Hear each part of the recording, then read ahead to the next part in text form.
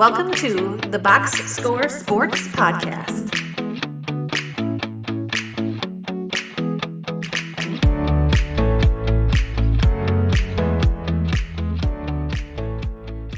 Okay, last team, San Antonio Spurs. They finished 22-60 last year. What was your favorite move that they made? It includes CP3 just bringing in some competent vets to round out the roster, especially CP3. They needed a point guard, like an actual point guard, and not someone masquerading as a point guard to settle the team and especially put Wemby where he needs to be. Correct. I like that as well. I have CP3, and then I do like the Castle. They drafted Castle. I like him. Defensive minded player. He's got his shot, I think, has to get rounded into form, but Spurs have done that with players before, so I'm not super worried about that. But just a young guy who can play a really tough defense. I like that as well, adding him to the team. And like just with the vet thing, Harrison Barnes as well, right? Like he can play. He's going to spread the floor. So I do like that. Least favorite move. I didn't hate anything the Spurs did. I think it makes sense to. I mean, some of it's a little short-sighted with Harrison Barnes and CP3, but I guess if the season kind of goes off the rails, you can probably they're on reasonable deals, send them off. So nothing really stood out to me that was outright yuck.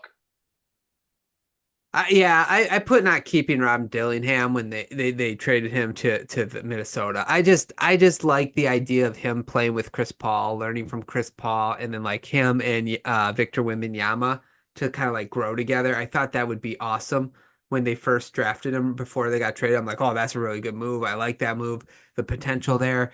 But then they traded him, and it was for like picks that are so far down the road. I like. I don't I don't quite get it because Victor's going to be really good and you want to start winning. I just think I didn't understand. I think it was even for just one pick in like 2028 or something like that. I And think so, it's 20. I think it was 2030 or 2031. It was oh, like the okay. last pick the Wolves had to give out. Yeah, so that's what I mean. Like, it's just I didn't care for that at all. I'd rather have Rob Dillingham on this roster than that pick in their pocket. So that's where I stand on that move. Yeah, you are taking a risk going 7 years out on a pick. I think it was 6 or 7 years out on a pick. Well, and Minnesota still should be good, right? So if like you and Minnesota are good, hypothetically, like that pick's not going to be worth that much anyway. So I don't know. I didn't understand it. Biggest question? For me, it'll be like consistent shooting. Like CP can shoot, Harrison Barnes can shoot, but again, they're not volume 3-point shooters, and they will help with instituting a system and knowing what to do. But West has a lot of good defensive teams. So I just worry the lack of shooting, consistent shooting, might make things look a little more like last year than we think, even though they have better players and there'll be some improvement. It might be a little frustrating at times. Yeah, that's a really good one. I have how big of a leap is former Piston Victor Wembanyama going to take this year? Because he should be a Piston, you know. But anyway, but that's my big question. Like, how much more of a jump is he going to take? Like, because I think that guy's going to be really good. I think everybody's kind of on board with that. So I think if he takes a big leap, this team could be pretty interesting as far as like spoiler alerts or even playing, creeping up on the plan. And what are their plan possibilities? Like, what would they need to? Like, having Chris Paul is a good start because he usually has really competent rosters. Look what he did to OKC, right? Like when he went there for a year. So he's not exactly the same player, but the mind's there still. So I kind of wonder how that's going to look. Is can they make a play and run? I'm kind of interested in that.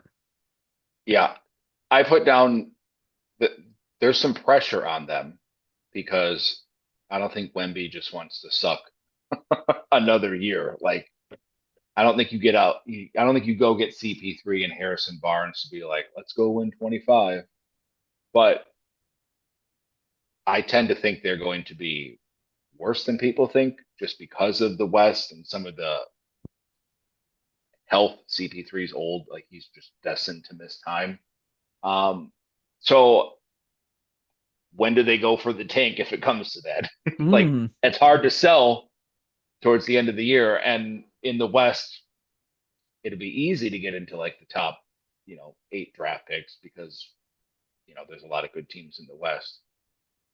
So I think they're in a hard spot because you don't want Wemby going, cool, we just wasted another year.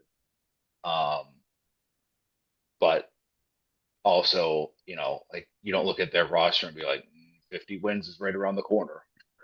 No, it's really. I think this season is going to depend on how Chris Paul is, right? Because if he continues to decline because of his age, which is fair, because I think he's almost a 40 as well, I should say. I just think that could, obviously make the team a little not impressive, right? Like if he's not a former shell of himself, kind of if he is, and then Victor, how big of a leap he takes. I think those two are the biggest factors. And you might be right; they might be one more year before they're, competing.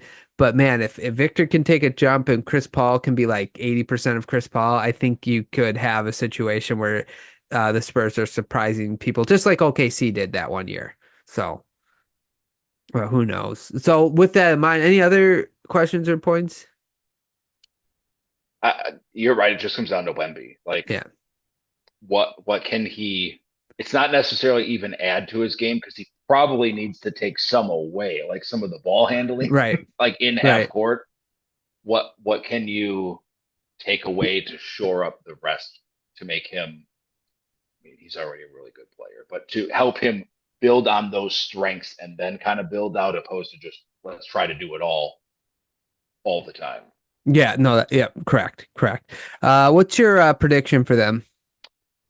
I have them as a lottery team. Yeah, me too. I was this close of like putting them in play, and I just couldn't get there because I think you made the big point, which is how deep the West is. It's just so deep, and I think I picked Clippers right now.